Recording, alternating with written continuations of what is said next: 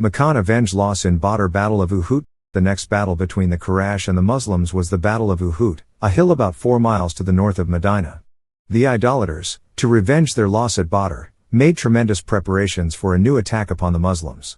They collected an army of 3,000 strong men, of whom 700 were armed with coats of mail, and 200 horses.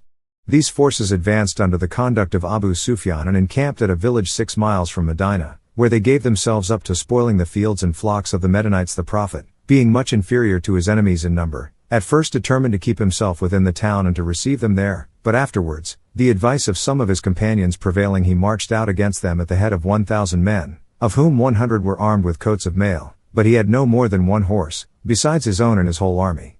With these forces he halted at Mount Uhud. He was soon abandoned by Abdullah ibn Ubay, the leader of the hypocrites, with 300 of his followers. Thus, the small force of the Prophet was reduced to 700. At Mount Uhud the Muslim troops passed the night, and in the morning, after offering their prayers, they advanced into the plain. The Prophet contrived to have the hill at his back, and, the better to secure his men from being surrounded, he placed 50 archers on the height in the rear, behind the troops, and gave them strict orders not to leave their posts whatever might happen. When they came to engage, the Prophet had superiority at first.